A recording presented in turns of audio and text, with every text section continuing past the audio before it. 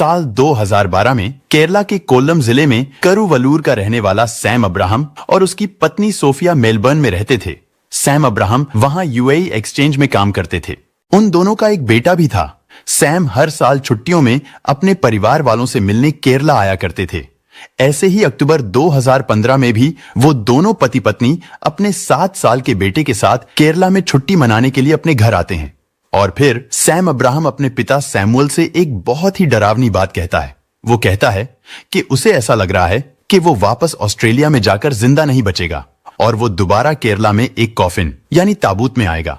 साथ ही सैम ये भी कहता है कि वो चाहता है उसे उसके दादाजी के पास ही दफनाया जाए। सैम के पिता के लिए ये बातें बहुत ही भयानक और डरावनी थीं। खैर, छुट्टियां बिताने के बाद 11 अक्टूबर को सैम ऑस्ट्रेलिया जाने के लिए तैयार थे। वो अपने घर वालों को बाएं बोलता है। उसके पिता सैमुअल उसे हग करते हैं, लेकिन सैम के पिता को नहीं पता था कि वो अपने बेटे से आखिरी बार मिल रहे थे, क्योंकि ऑस्ट्रेलिया वापस जाने के 3 दिन बाद ही सैम की मृत्यु हो जाती है। और जैसा कि सैम ने कहा था, यानी वो एक कॉफिन में ही केरला वापस आता है। सैमुअल अपने बेटे की लाश से लिपट लिपट कर रो रहे थे। उसकी मां लीलम्मा का भी रो रो कर बुरा हाल था। सबको यही लग रहा था कि सैम की मृत्यु हार्ट अटैक की वजह से हुई है। लेकिन जब उसकी मौत की असल सच्चाई सामने आई तो कोई भी उस पर यकीन नहीं कर पाया था, ना तो इंडिया में और ना ही ऑस्ट्रेलिया में। सैम को उसकी इच्छा के अनुसार उसके दादाजी के पास दफना दिया जाता है। इसके बाद सैम की पत्नी सोफिया अपने 7 साल के बेटे और अपनी बहन सोनिया के साथ वापस मेलबर्न चली जाती है। सैम के बूढ़े माता पिता अपने बेटे की तस्वीरों को देखकर रात दिन रोते रहते थे। वो लोग बिल्कुल उदास रहने लगे थे। लेकिन फिर अचानक सैम अब्राहम की मृत्यु से करीब 10 महीने बाद 12 अगस्त 2016 को सैम के पिता को ऑस्ट्रेलिया से पुलिस का फोन आता है। पुलिस वाले उन्हें बताते हैं कि उनके बेटे की मौत हार्ट अटैक से नहीं हुई थी, बल्कि उसका कत्ल हुआ था। सैमुअल को यह बात सुनकर बहुत बड़ा झटका लगा। वो थर थर कांपने लगे। उन्हें समझ नहीं आ रहा था कि वो इस सच्चाई को कैसे स्वीकार करें। केरल के एक छोटे से गांव से निकलकर सैम और सोफिया ने ऑस्ट्रेलिया में मेलबर्न के एपिंग उपनगर में अपनी एक छोटी सी दुनिया बसाई थी। लेकिन 14 अक्टूबर 2015 की सुबह अचानक उनकी जिंदगी में एक ऐसा दर्दनाक तूफान आया जिसे सैम का परिवार कभी भूल नहीं सकता। 13 अक्टूबर की रात को सोफिया और सैम ने एक साथ खाना खाया था। इसके बाद वो दोनों एक ही बेड पर सोए थे। लेकिन जब सुबह को सोफिया की आंख खुली तो उसने देखा सैम के मुंह से झाग निकल रहा है। सैम का शरीर ठंडा पड़ चुका था। उसके हाथ पैर अकड़ गए थे। ये सब देखकर सोफिया की हालत खराब हो गई। घबराई हुई सोफिया ने तुरंत अपने 7 साल के बेटे को जगाया। इसके बाद उसने अपनी बहन सोनिया, जो मेलबर्न में ही नर्स की जॉब करती थी, उसे और अपनी एक दोस्त को फोन करके अपने घर बुलाया। अपनी बहन सोनिया के कहने पर ही सोफिया ने सुबह 9:10 पर इमरजेंसी सर्विस को कॉल किया। कॉल रिसीव करने वाली महिला डॉक्टर ने सोफिया से सैम को सीपीआर देने को कहा। कुछ ही देर में सोफिया की बहन और उसकी दोस्त भी वहां पहुंच गई थी। लेकिन जब सोनिया और उसकी दोस्त वहां पहुंची तो उन्होंने देखा कि सैम का मुंह झाग और खून से भरा हुआ है। उसका जबड़ा इतना टाइट बंद था कि उसकी जीभ उसके दांतों के बीच में फंसी हुई थी, जिसकी वजह से उसे सीपीआर देना नामुमकिन था। और जब इमरजेंसी टीम वहां पहुंची तो सैम की मौत हो चुकी थी। शुरुआती जांच में यही लग रहा था कि सैम को रात में नींद के दौरान ही हार्ट अटैक आया होगा। यह खबर सोफिया के लिए किसी हादसे से कम नहीं थी, क्योंकि रात तक तो सब कुछ ठीक था, लेकिन सुबह होने तक उसकी दुनिया उजड़ चुकी थी। उसका 7 साल का बेटा अपने पिता को खो चुका था। इसके बाद पुलिस और फॉरेंसिक टीम ने घटना स्थल की बारीकी से जांच की, लेकिन वहां पर किसी भी तरह की मारपीट या फोर्सफुली एंट्री के कोई भी निशान नहीं थे। और जब इस दर्दनाक घटना की खबर केरल में सैम के माता पिता को मिली तो उन्हें इस बात पर विश्वास नहीं हो रहा था कि उनका बेटा अब इस दुनिया में नहीं है। सैम अब्राहम का पूरा परिवार सदमे में था। इसके बाद मेलबर्न में मलयाली कम्युनिटी की मदद से 16 अक्टूबर 2015 को सैम का शव केरल पहुंचता है। सोफिया और उसका बेटा भी उसके साथ ही आए थे। सैम के गुजर जाने के बाद सोफिया पूरी तरह टूट चुकी थी और जब भी कोई सोफिया की इस हालत को देखता तो हर किसी की आंखें नम हो जाती। 24 अक्टूबर 2015 को सैम को गुजरे हुए 12 दिन बीत चुके थे, लेकिन सोफिया ज्यादा दिनों तक केरल में नहीं रुक सकती थी, क्योंकि उसका काम और उसके बेटे की पढ़ाई ऑस्ट्रेलिया में थी। इसलिए उसे वापस ऑस्ट्रेलिया लौटना पड़ा। लेकिन सोफिया हर संडे सैम के माता पिता को कॉल करती थी। वो उनसे बात करती और उनका हाल चाल पूछती थी। पिता सैमुअल अपने बेटे को खोने के बाद अपनी बहू और पोते की आवाज सुनकर उन्हीं में अपने बेटे की यादों को जिंदा रखे हुए थे। लेकिन फिर अचानक जुलाई 2016 में, यानी सैम की मौत के 9 महीने बाद, एक संडे को सैम के पिता सोफिया की कॉल का इंतजार कर रहे थे। उन्हें इंतजार करते करते सुबह से शाम हो गई, लेकिन उस दिन सोफिया का कॉल नहीं आया। उन्होंने सोचा कि शायद सोफिया किसी काम में बिजी होगी। अगले संडे को भी वो लोग इंतजार करते रहे, मगर सोफिया का फोन नहीं आया। लेकिन फिर इस घटना के 10 महीने बाद 12 अगस्त 2016 को सैम के पिता को ऑस्ट्रेलिया से पुलिस का फोन आता है। पुलिस वाले उन्हें बताते हैं कि उनके बेटे की मौत हार्ट अटैक से नहीं हुई थी, बल्कि उसका कत्ल हुआ था। साथ ही उन्हें यह भी बताया जाता है कि सैम के कत्ल के शक में उन्होंने उसकी पत्नी सोफिया को अरेस्ट किया है। लेकिन अब सवाल यह उठता है कि जब सैम की मृत्यु हार्ट अटैक से हुई थी, तो फिर सोफिया पर हत्या का आरोप कैसे लगा दिया गया था? कहीं ऐसा तो नहीं था कि सोफिया को फंसाया जा रहा हो? असल में सैम की मौत के बाद उसकी ऑटोप्सी रिपोर्ट ने इस मामले को नया मोड़ दे दिया था, क्योंकि ऑटोप्सी रिपोर्ट में लिखा था कि सैम की मौत हार्ट अटैक से नहीं, बल्कि साइनाइड जहर की वजह से हुई थी। उसके खून में साइनाइड की मात्रा इतनी ज्यादा थी कि उस साइनाइड से 27 लोगों को कत्ल किया जा सकता था। इसके अलावा सैम को कोई नशीली दवा भी पिलाई गई थी, और इन दोनों चीजों से साफ हो गया था कि यह कोई हार्ट अटैक नहीं, बल्कि प्लान के तहत किया गया एक कत्ल था। इन सब बातों को देखते हुए पुलिस को सबसे पहला शक सैम की पत्नी सोफिया पर ही था। लेकिन अब सवाल यह है, क्या सच में सोफिया ने ही सैम के कत्ल की साजिश रची थी, या फिर सोफिया को किसी साजिश के तहत फंसाया जा रहा था? असल में ऑस्ट्रेलिया की पुलिस इन्वेस्टिगेशन के मामले में बहुत अलग है। उन्होंने पोस्टमार्टम रिपोर्ट आने के बाद तुरंत ही सोफिया से पूछताछ करने का कदम नहीं उठाया, बल्कि उन्होंने पोस्टमार्टम रिपोर्ट में साइनाइड और नशीली दवा वाली बात भी सोफिया से छिपाई थी। क्योंकि अक्सर देखा जाता है कि जब अपराधी पकड़ में नहीं आता है या उस पर शक नहीं जाता, तो कुछ दिनों तक वो नॉर्मली बिहेव करता है ताकि किसी को उस पर शक ना हो, और जब उसे यकीन हो जाता है कि मामला थोड़ा ठंडा पड़ चुका है, तो वो अपराधी धीरे धीरे अपने असली रूप में आने लगता है। इसी प्लान के मुताबिक ऑस्ट्रेलियन पुलिस ने सोफिया पर खुफिया तरीके से नजर रखने के लिए कई टीमें बनाई, जहां एक टीम सोफिया की हर हरकत पर नजर रख रही थी, तो वहीं दूसरी उसकी कॉल रिकॉर्डिंग्स पर नजर रखे हुए थी, और तीसरी उसकी बैंक ट्रांजैक्शन की जांच कर रही थी। यह निगरानी कुछ दिन या कुछ हफ्तों तक नहीं, बल्कि कई महीनों तक चलती रही, क्योंकि अक्सर देखा गया है कि अपराधी चाहे कितना भी चालाक क्यों ना हो, लेकिन कहीं ना कहीं वो गलती जरूर करता है। इस मामले में भी कुछ ऐसा ही हुआ। सैम की मौत के 5 महीने बाद पुलिस को एक बड़ा सुराग मिला। दरअसल सोफिया ने सैम की कार एक व्यक्ति के नाम ट्रांसफर कर दी। इसके बाद उसने उसी व्यक्ति के साथ एक जॉइंट बैंक अकाउंट भी खुलवाया।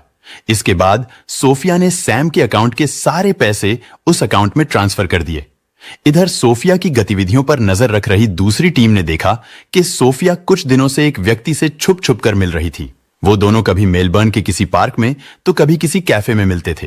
पहले तो वो दोनों भीड़ भाड़ से बचने की कोशिश करते और लोगों से कतराते थे, लेकिन बाद में वो पब्लिक प्लेस में भी खुलेआम मिलने लगे थे।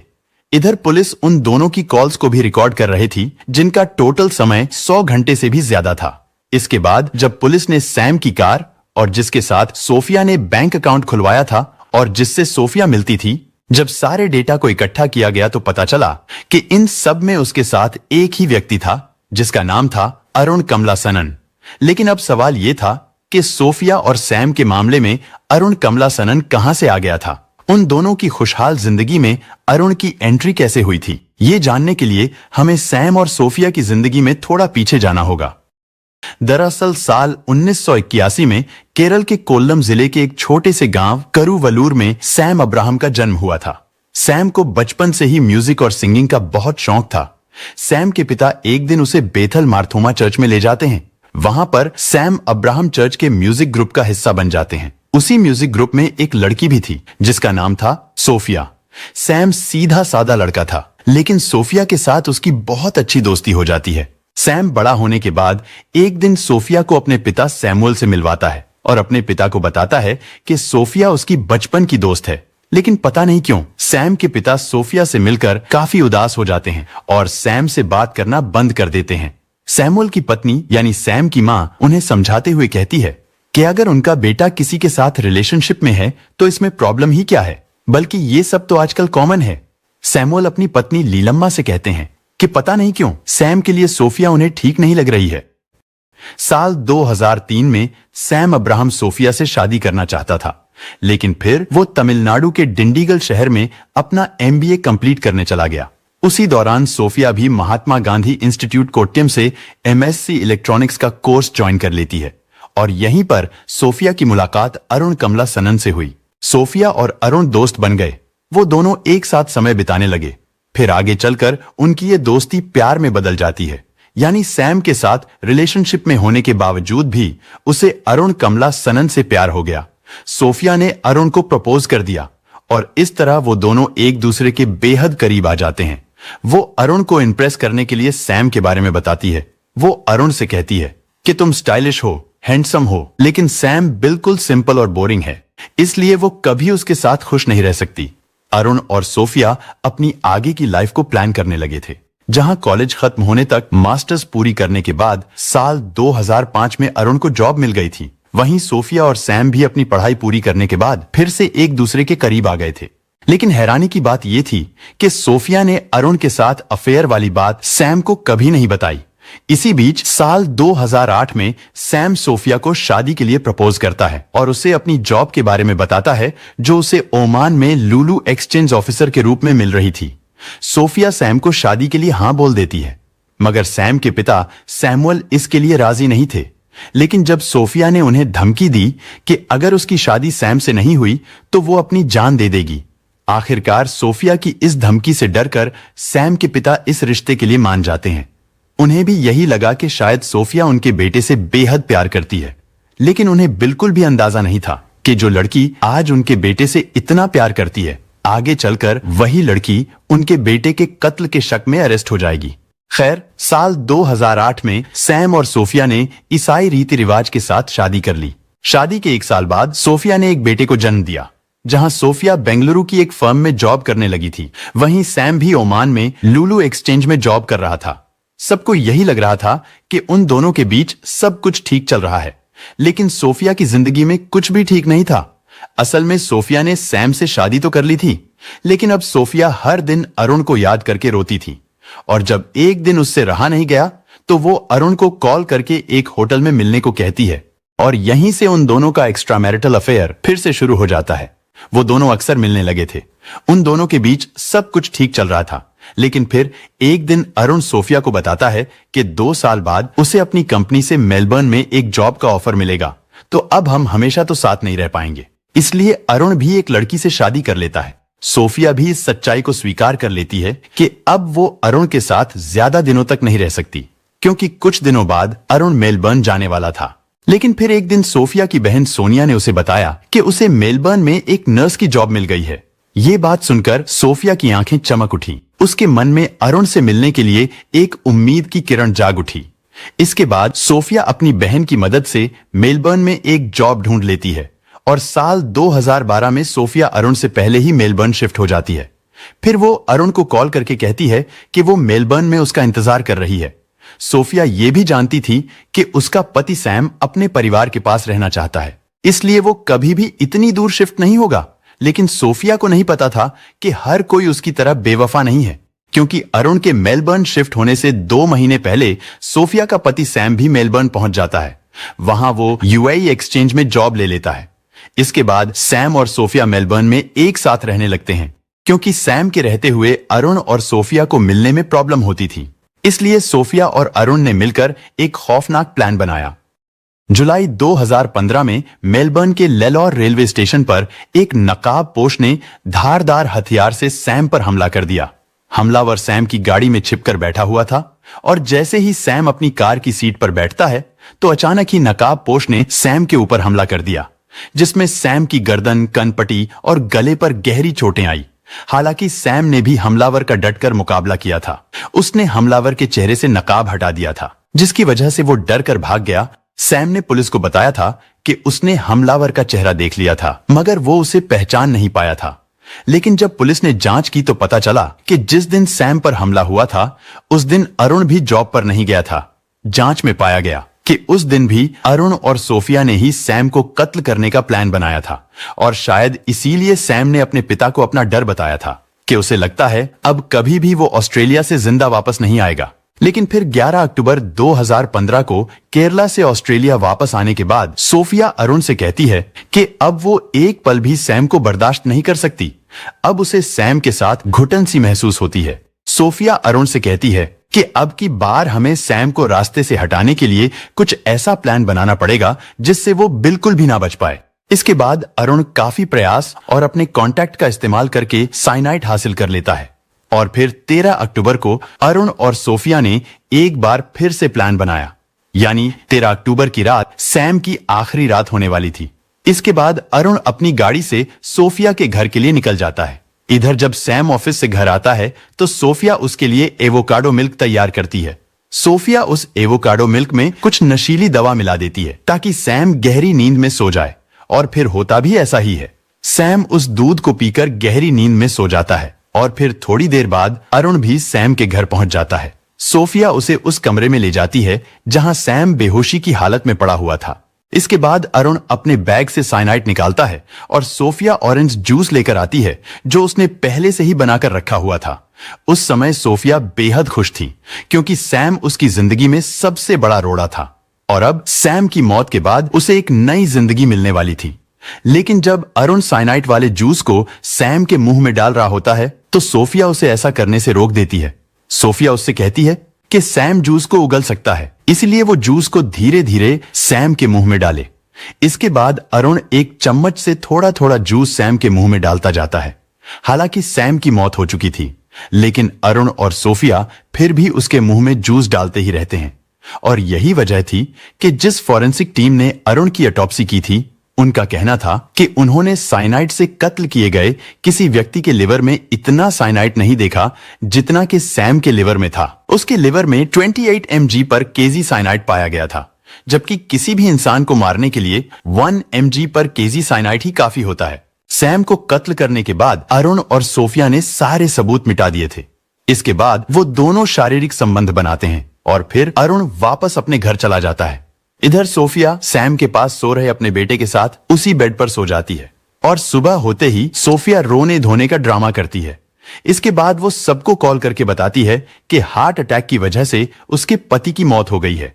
लेकिन जब Victorian institute for forensic medicine के डॉक्टर बर्क ने सैम की ऑटोप्सी की थी तो वो देखते हैं कि सैम के खून और उसके सभी अंगों में साइनाइड की भारी मात्रा है।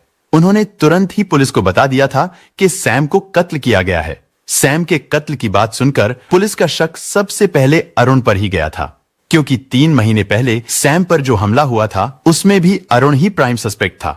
यानी पुलिस को पहले दिन से ही पता था कि सैम को कत्ल किया गया है, लेकिन पुलिस ने इस मामले की तह तक जाने के लिए यह बात सबसे छुपाई थी।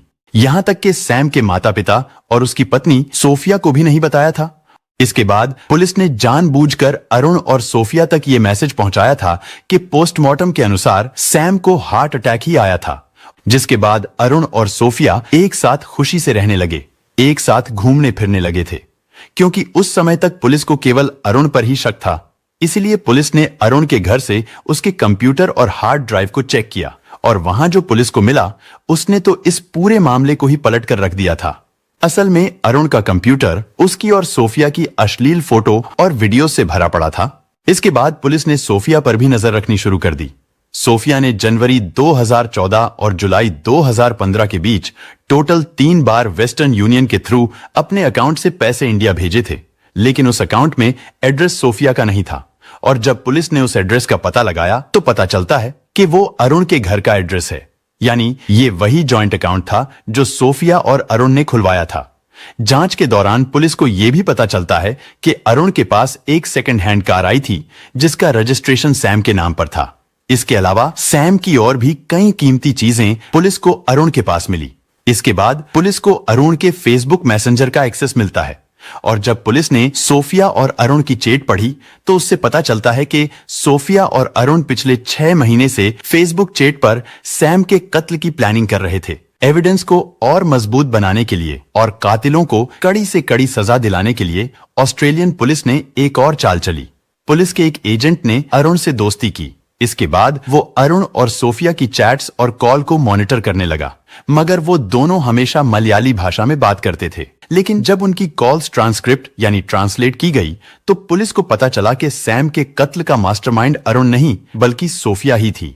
पुलिस ने उन दोनों के बीच हुई टोटल 6000 फोन कॉल्स की ट्रांसक्रिप्ट की थी। उसके बाद पुलिस को सोफिया की एक डायरी भी मिली जिसमें वो रेगुलरली अरुण के लिए अपनी फीलिंग्स के बारे में लिखती थी। एक जगह पर सोफिया ने लिखा था कि मुझे नहीं पता क्यों हमें कुछ लोग औरों से इतने ज्यादा अच्छे लगते हैं। मैं तुमसे गले लगना चाहती हूँ और तुम्हें कंफर्ट देना चाहती हूँ। 16 फरवरी को सोफिया ने लिखा था, काश तुम मुझे कसकर पकड़ लो, मेरे साथ प्यार और बदतमीजी करो, मैं तुम्हारे लिए ही हूँ। 8 मार्च को सोफिया लिखती है कि क्यों मैं इतनी पत्थर दिल हूँ, क्यों मैं इतनी क्रूअल हूँ, क्यों मैं इतनी चालाक हूँ। ये सब वो एक रोमांटिक मूड में लिख रही थी। आगे वो लिखती है, you make me so bad, यानी वो इस बात पर प्राउड फील करती है कि अरुण का प्यार उसे बुरा बना रहा था। इस तरह की वाहियात बातों से उसकी पूरी डायरी भरी पड़ी थी क्योंकि अब पुलिस के पास उनके खिलाफ काफी सबूत थे और आखिरकार पुलिस सोनिया को भी अरेस्ट कर लेती है। इसके बाद पुलिस ने सैम की कंप्यूटर हार्ड ड्राइव, उनकी 6000 कॉल रिकॉर्ड की ट्रांसक्रिप्ट, उन दोनों के ज्वाइंट अकाउंट की डिटेल और सबसे अहम सोफिया की वो डायरी।